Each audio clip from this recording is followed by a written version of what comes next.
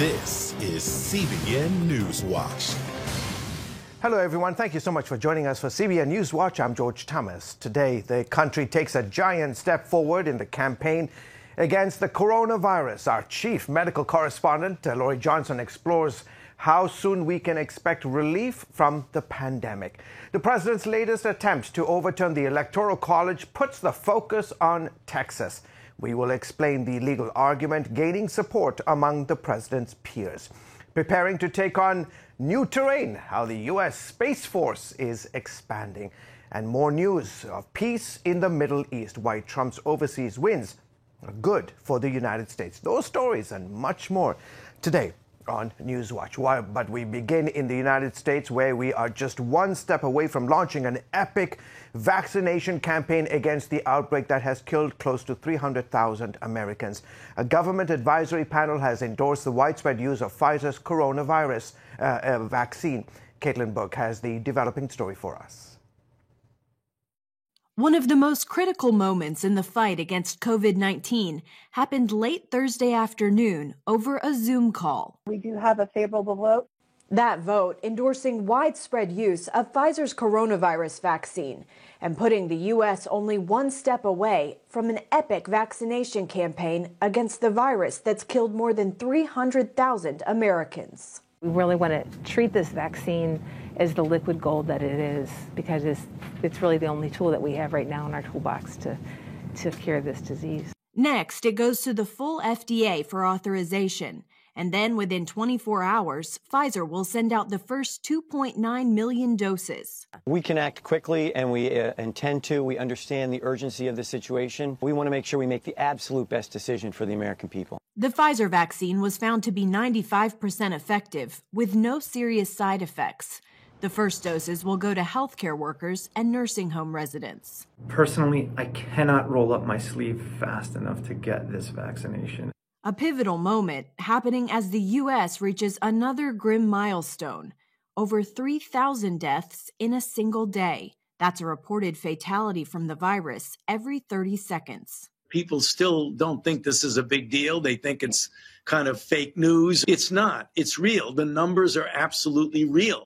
But many Americans still have questions about the vaccines, with only about half saying in a new Associated Press poll that they're ready to take the shot. Pfizer says it can have 25 million doses of the vaccine for the U.S. by the end of December, and it likely won't be the only option for long. Officials are hopeful we'll have FDA authorization for vaccines from Moderna, AstraZeneca, and Johnson & Johnson as well, as health experts hope these medications will finally defeat the outbreak. Caitlin Burke, CBN News.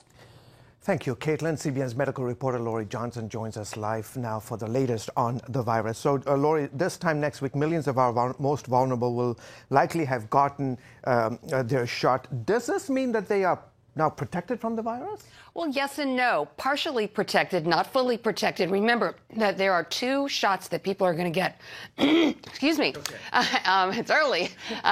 So the first one likely next week for millions of Americans, and then another one 3 weeks later, and then a week after that they will be fully immune. So we're talking a whole month between that first shot and when they're fully immune. But scientists tell us right away the immune system starts to make those antibodies, and so each person will be protected to some degree after they get that first shot. There is some concern, George, among healthcare professionals that people will get the first shot and won't go back for the second shot for various reasons. It's inconvenient. Maybe it was painful the first time around and they don't want to go through it again, because we do know that there are, for about 15% of the people, there is significant pain at the injection site and some symptoms like a fever, headache, body aches that can be uncomfortable. And so there is that warning that people do really need both of those shots.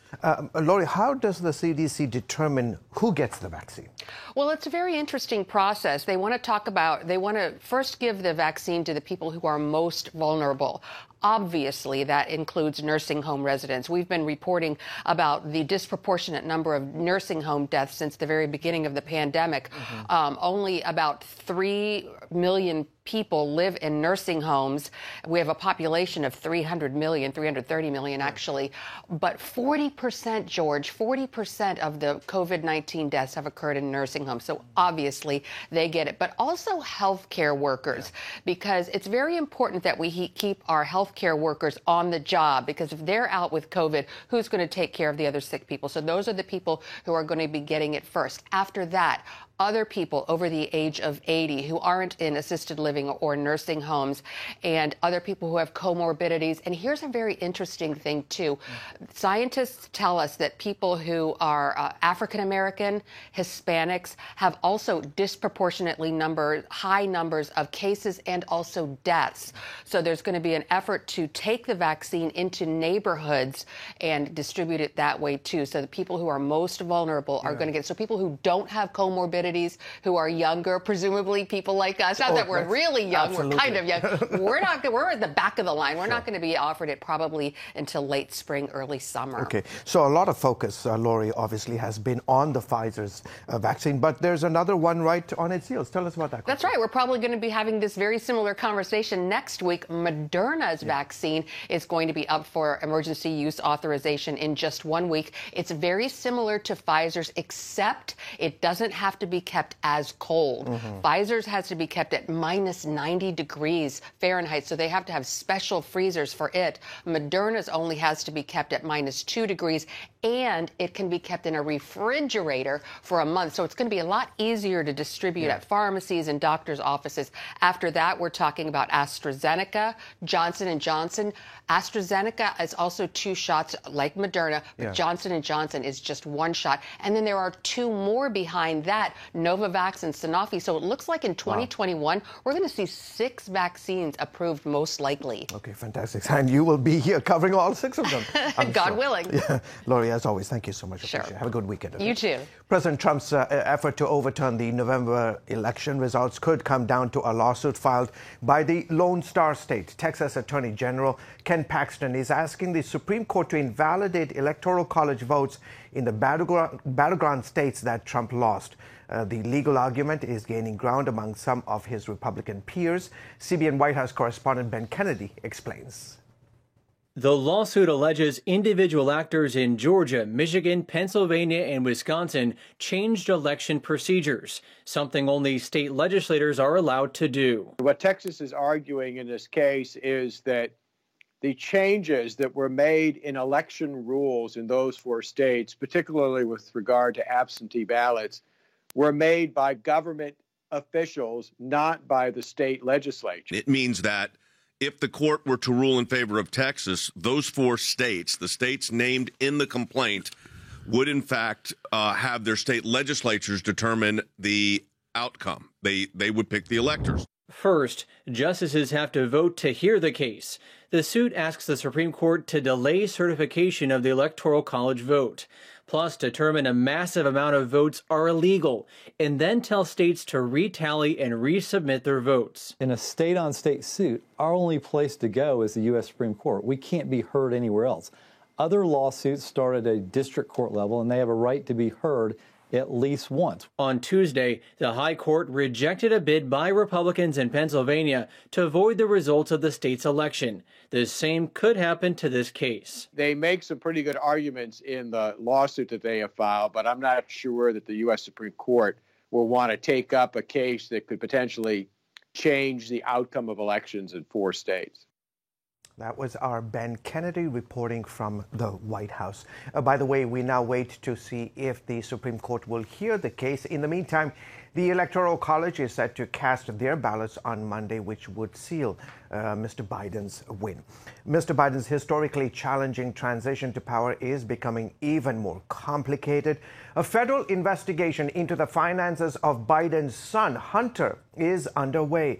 This will likely complicate Senate confirmation hearings for Biden's next attorney general. That AG could have oversight over the investigation into the new president's son. Hunter Biden was the subject of accusations by President Donald Trump and his allies. This latest probe is scrutinizing some of Hunter Biden's Chinese business dealings and other transactions. Meanwhile, Joe Biden is expected to announce more cabinet picks later today. Joe Biden has nominated the first immigrant to head the Department of Homeland Security under a Biden administration. The U.S. immigration policy would likely take a dramatic turn based on the previous administration. Watch for an open door to refugees, a new conversation on reform, and an end to border wall construction. Heather Sells explains why. After 4 years of closed doors to immigrants and refugees, a Biden administration would open them. The question being how fast and how wide. Within 100 days, I'm going to send to the United States Congress a pathway to citizenship for over 11 million undocumented people. Right now, some GOP senators indicate it's an area of potential compromise, pushing for a middle ground destination. That would mean no mass amnesty and no mass deportation. It could mean, however, a financial penalty. Some sort of way that immigrants who are undocumented, who are unlawfully in the country, could come forward, they could pay a fine as a penalty for having violated the law as restitution, and then they could earn permanent legal status if they, of course, meet other appropriate requirements. It might not be a priority, though, given that COVID and the economy already top the political agenda. What Biden could easily accomplish via his pen, new protections for immigrants whose parents brought them here. And all of those so-called dreamers, those DACA kids, they're going to be immediately certified again to be able to stay in this country. He is also promising admission to refugees, largely shut out during the Trump administration. Faith-based resettlement agencies are already gearing up. I think we will see a significant increase, and I hope that that can build because this affects a lot of really vulnerable people. President Trump's target for next year's refugee admissions was 15,000.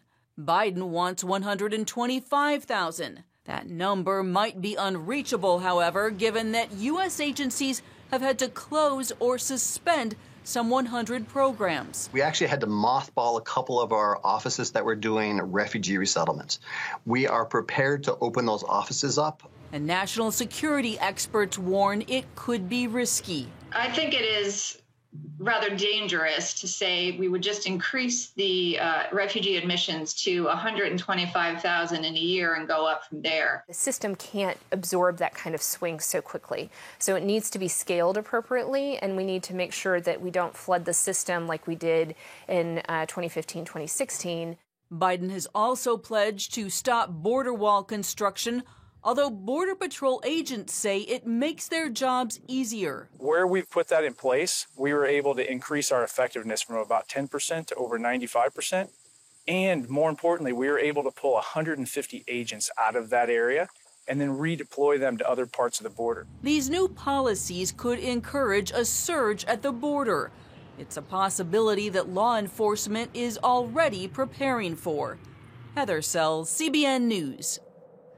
Thank you, Heather. Coming up, more news of peace coming from the Middle East. Just ahead, our Middle East Bureau Chief, my man, Chris Mitchell, explains what it took for the Trump administration to make all of this happen. That story in a moment. Stay with us, folks.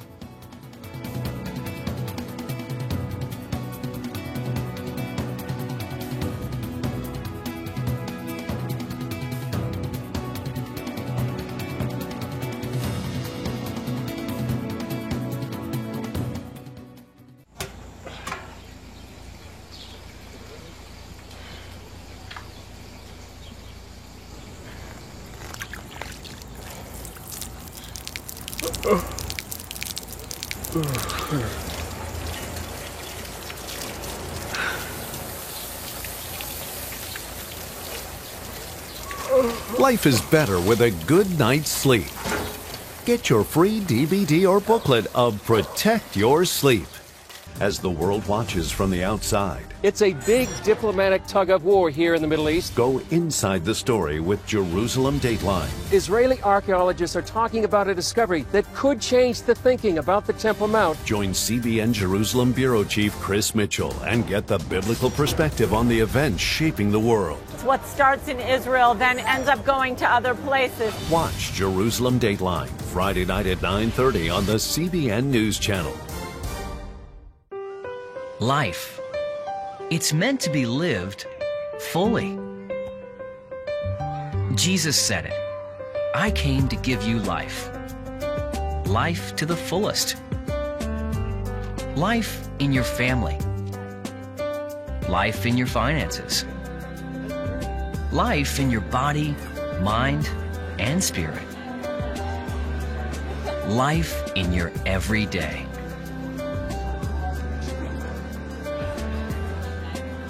At CBN.com, we're taking what Jesus said seriously. We're here to help you discover life. Life. Live it fully. CBN.com.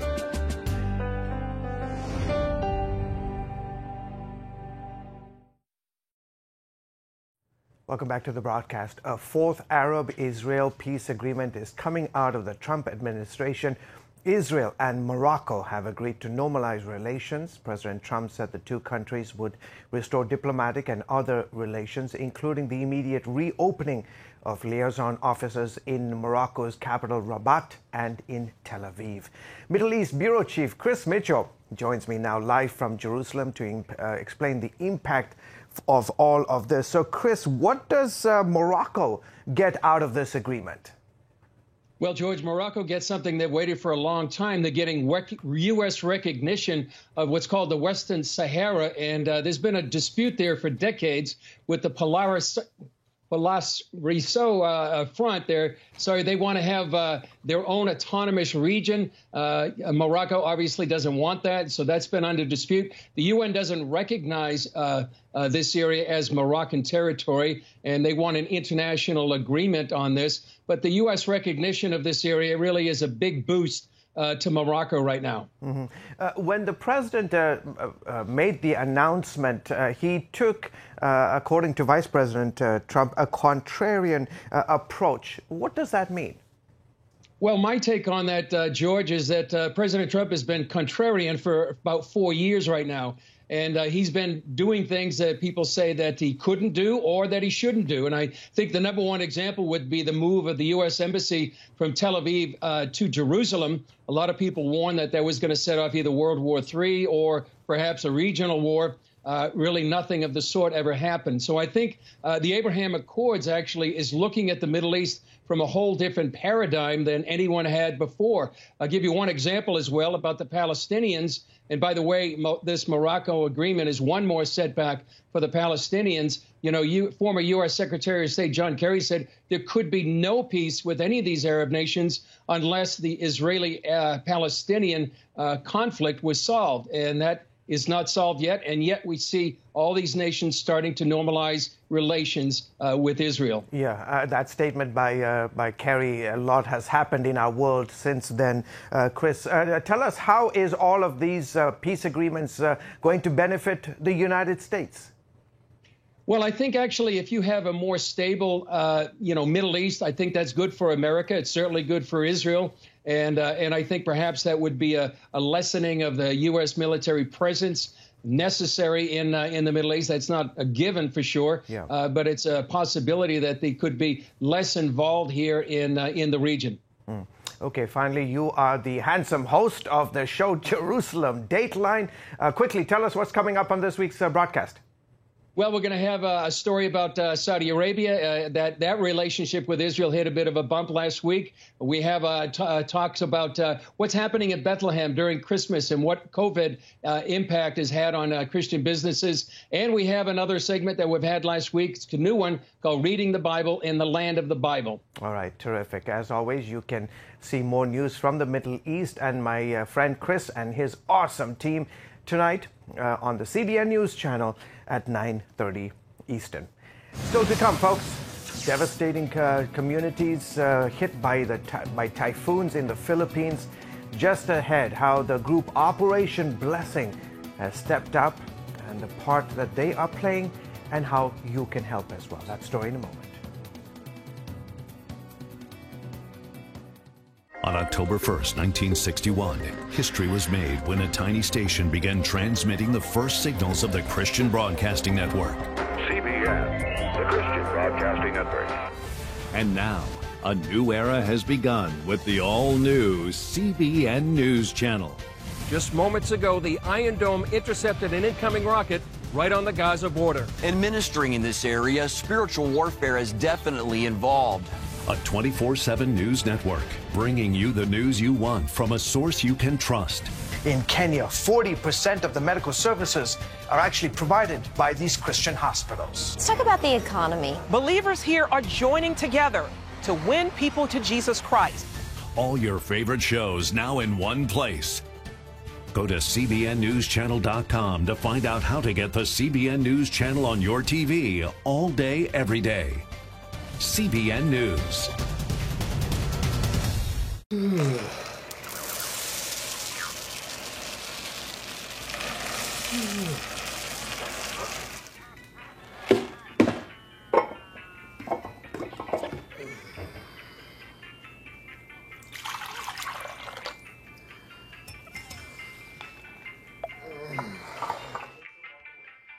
Life is better with a good night's sleep.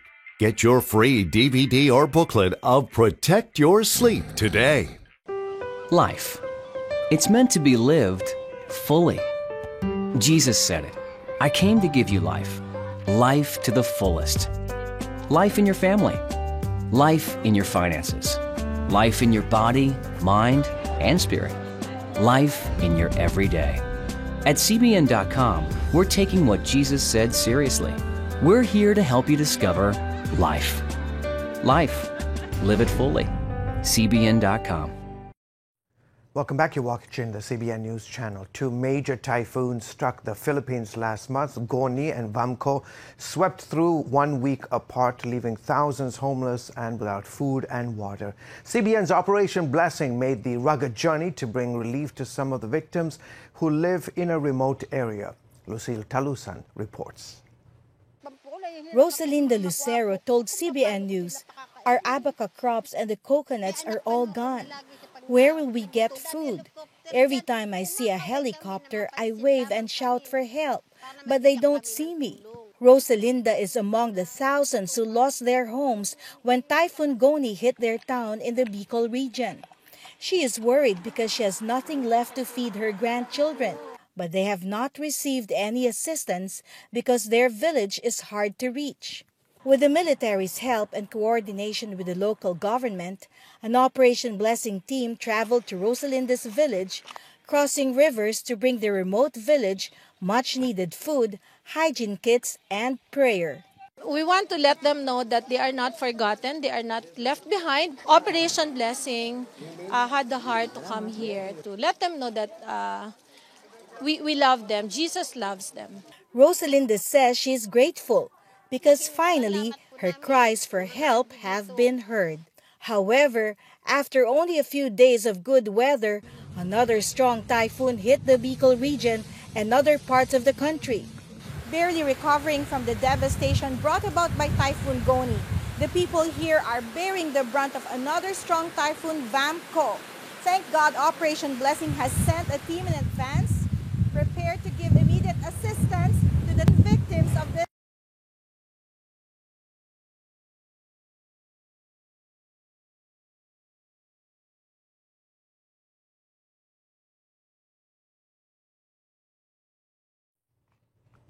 If you have means to donate to Operation Blessing's Disaster Relief Fund, you can help with their efforts by calling the number on your screen or visiting CBN.com. Folks, we'll be back right after this. Stay with us.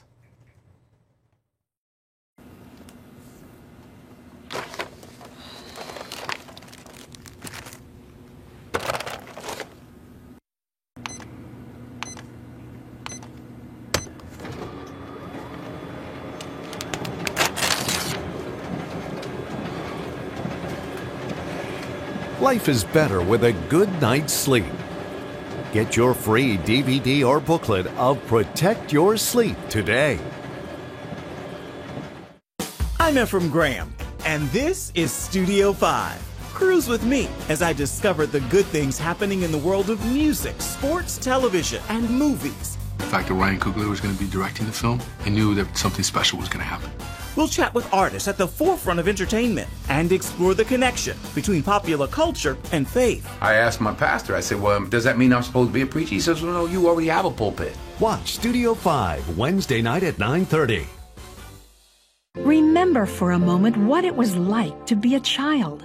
You believed every story you were told. You saw a world full of endless possibilities. What stories will the world's orphaned and at-risk children believe?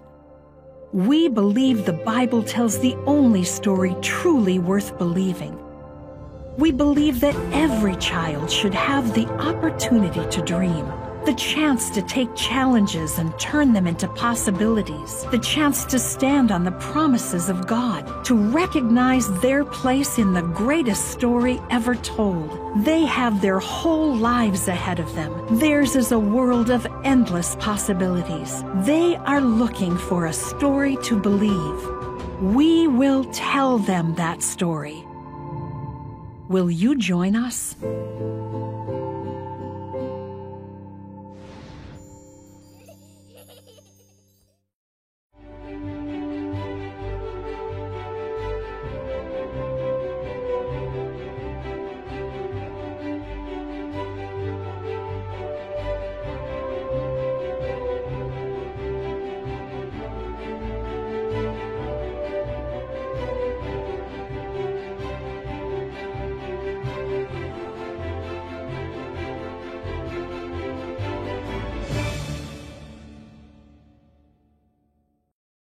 Welcome back to the broadcast. 7 U.S. Air Force basic trainees marched into history. They will become the first enlisted members of the U.S. Space Force. The trainees graduated at the Joint Base San Antonio-Lackland yesterday. They will transfer to an air base in California to begin training for their new Space Force positions. That training will include learning how to operate satellites and radar stations.